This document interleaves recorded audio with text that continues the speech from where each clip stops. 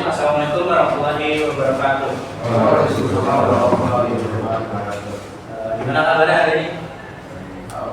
Baik, alhamdulillah. Lemes banget baik. Ya lemes dikit. Baik. Kenapa lemesnya? Itu lemes. Oke.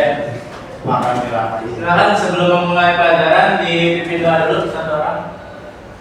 Baik. Ya, sebelum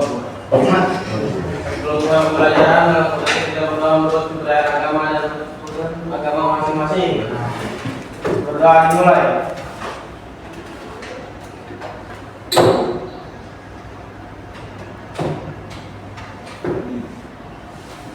Doa saya, Assalamualaikum warahmatullahi wabarakatuh.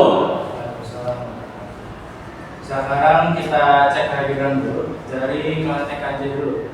Abdel Priantoro, oke, angkat tangan ya.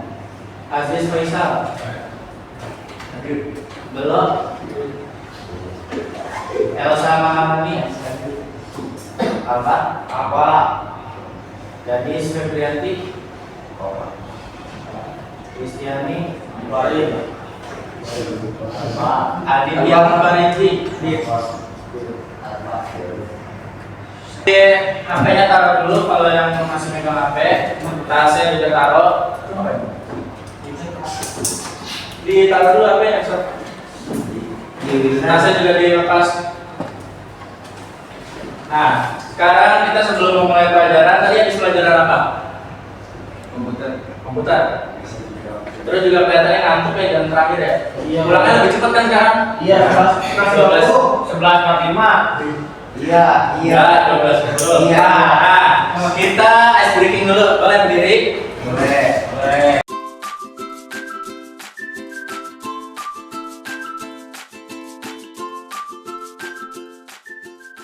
Jadi, ice breaking atau permainan kali ini yaitu namanya sakit, sikut, dan juga sekat.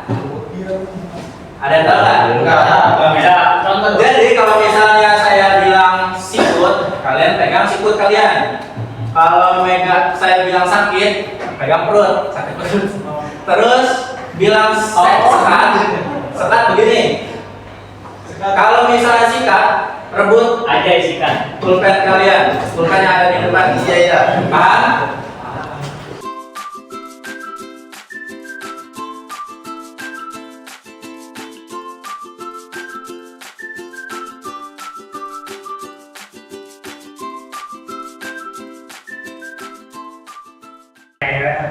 Sakit, sikut, sakit, sakit, sekat, sikut, sikat. Silakan duduk lagi. Ini ada PowerPoint materi hari ini, tapi kita kilas balik dulu. Minggu kemarin kita belajar tentang apa? Jangan dimakan dulu, nanti editorial tentang apa lagi? Pengertian ya, pengertian. Ada yang tahu pengertian editorial itu apa kemarin? Berita. Ya, yang ada di berita. Terus ditulisnya oleh siapa? Oleh penulis. Ya, penulis ini redaktur. Ya, betul. Silakan sekarang sudah ingat kan ya yang minggu kemarin dibuka buku catatannya nanti sambil ditulis. Jadi di sini kita akan belajar hari ini tentang mengidentifikasi informasi penting dalam teks editorial. Kalau kemarin itu masih tentang pengertian dari teks editorial dan juga ciri-cirinya ya seperti itu. Boleh dilanjut di next. Nah, pada hari ini kita akan ada tujuan pembelajaran, yaitu yang pertama, kalian atau siswa dapat memahami ciri fakta dan opini. Lalu yang kedua ada siswa dapat membedakan dan mengidentifikasi fakta dan opini dalam teks editorial. Jadi diharapkan setelah mempelajari hari ini, kalian dapat tujuan pembelajaran dapat tercapai.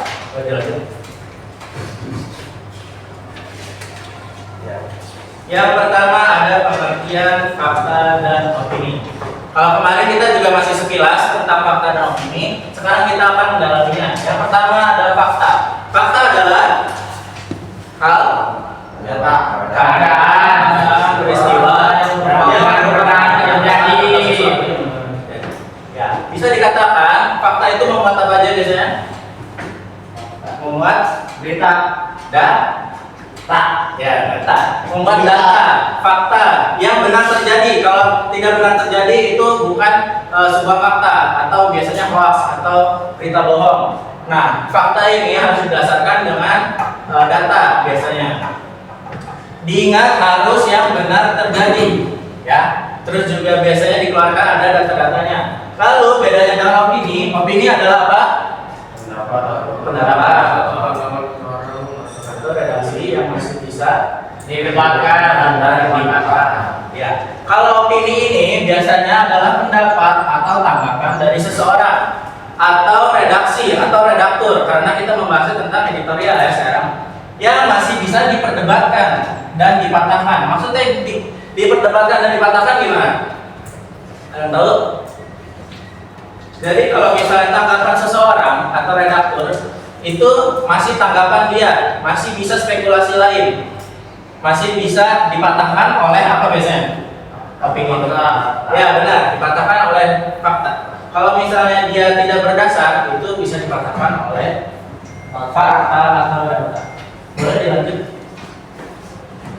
Kalau masih sudah tulis boleh. Lalu sekarang ada ciri-ciri fakta. Yang pertama, seperti yang tadi, sesuatu yang benar terjadi atau peristiwa yang benar terjadi. Kalau bisa tidak terjadi itu biasanya berita bohong atau hoax. Itu bukan merupakan fakta.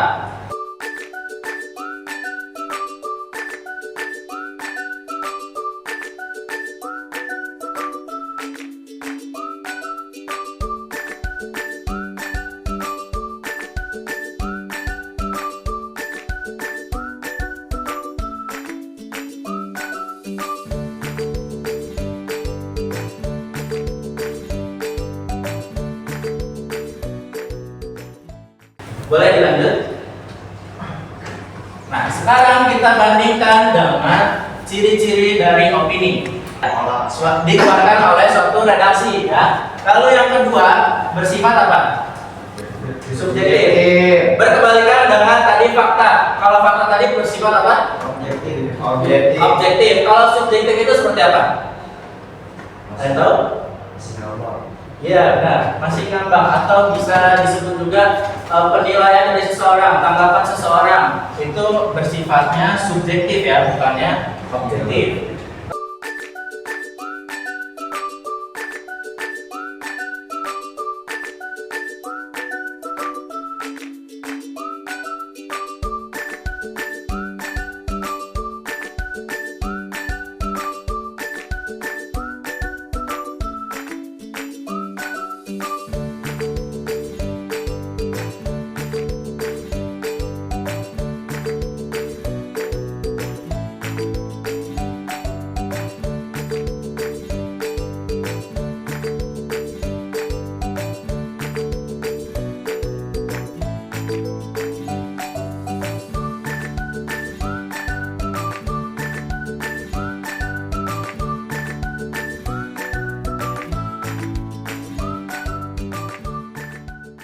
Boleh dilanjut?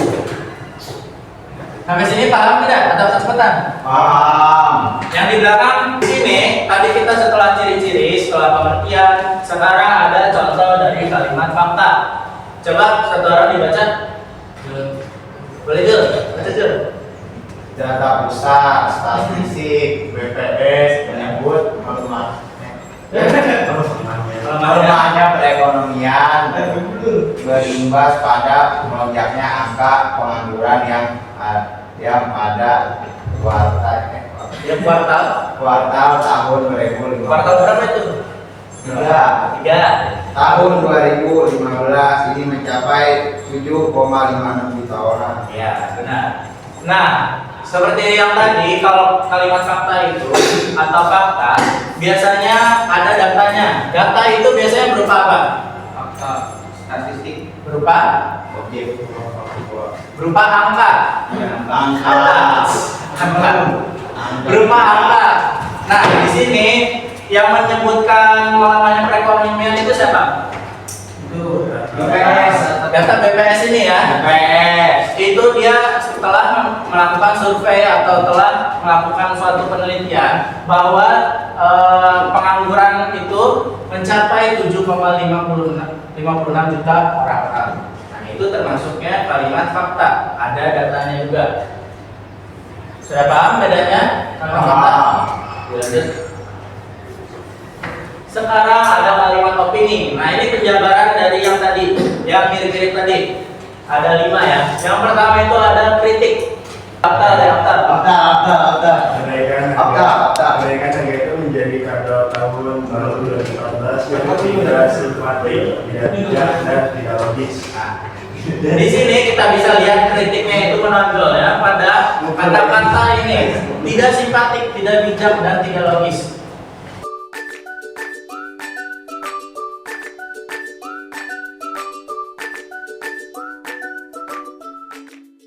Sekarang ada contohnya.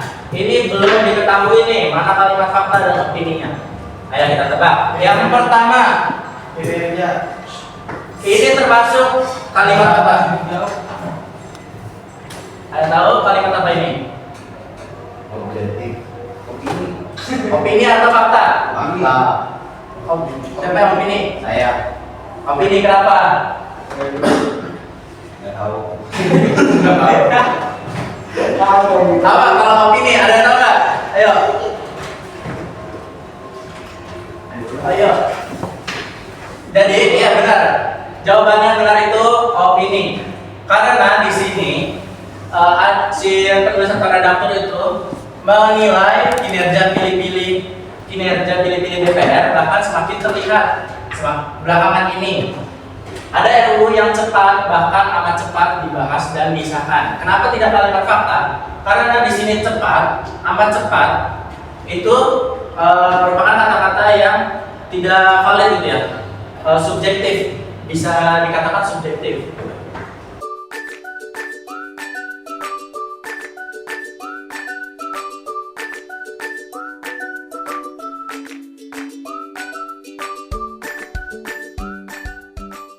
Kita bikin kelompok, satu kelompoknya itu terdiri, ini ada berapa? 8, 2, 3, 10 ya. Ada 10 orang bikin 3 kelompok. Berhitung 1, 2, 3. 4 aja dah.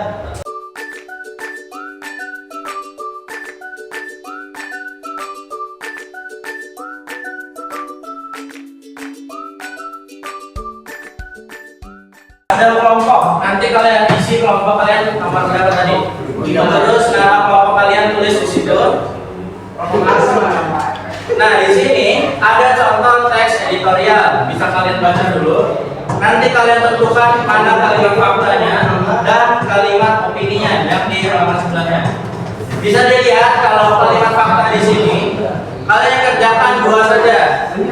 Ya, kalian cari kalimat fakta 2 saja. Sisanya yang halaman selanjutnya itu satu-satu saja. Misalnya kritik 1, penilaian 1, prediksi 1, harapan 1, saran 1. Silakan bisa dikerjakan.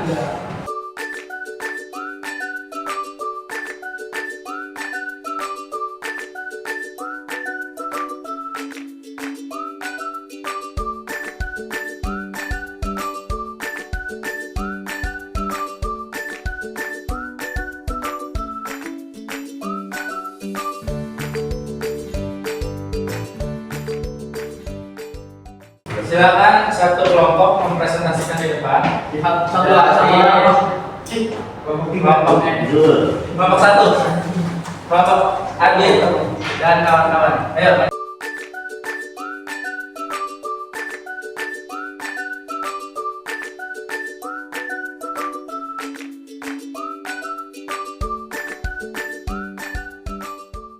Perhatikan. Baik, wabarakatuh. Kami dari kelompok 1 akan mempresentasikan. Ya udah. Mempresentasikan. Iya, mempresentasikan. Ada sikat. Satu kalimat faktanya yang mana? Bacakan. Yang pertama, Para calon Menteri Kabinet Prabowo Subianto hingga Kapolri KK akan dilantik pada 21 Oktober 2024 mendatang. Terus selanjutnya.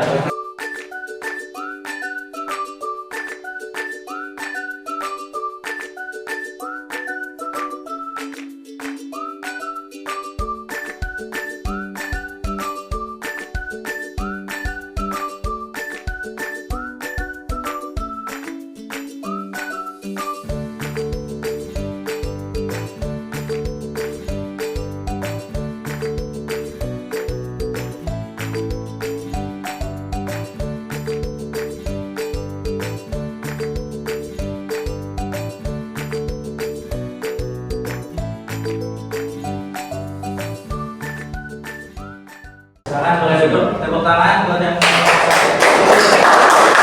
tadi kita bisa belajar kalimat faktanya, yaitu ada di paragraf pertama ya. Karena menyampaikan opini itu harus disertai dengan fakta dan data. Lalu juga opini ada 5 di sini dijabarkan. Yang pertama ada kritik, penilaian, prediksi, harapan, dan saran. Itu kalian diharapkan sudah bisa membedakannya dari kelima dan kalimat fakta. Pelajaran hari ini diharapkan memberikan manfaat kepada kalian untuk dapat membedakan kalimat fakta dan opini, lalu dapat berargumen, dapat memberikan tanggapan kepada berupa tulisan maupun lisan. Ya. Minggu depan kita atau pekan depan kita akan belajar tentang menentukan isu aktual dari berbagai media informasi. Jadi nanti kita minggu depan akan belajar seperti itu. Silakan beres-beres yang rapi. Demikian pelajaran hari ini, semoga dapat memberikan manfaat. Silakan dipimpin doa oleh siapa tadi? Sebelum pulang, ini kita berdoa untuk kamu dan masing-masing. Berdoa dimulai.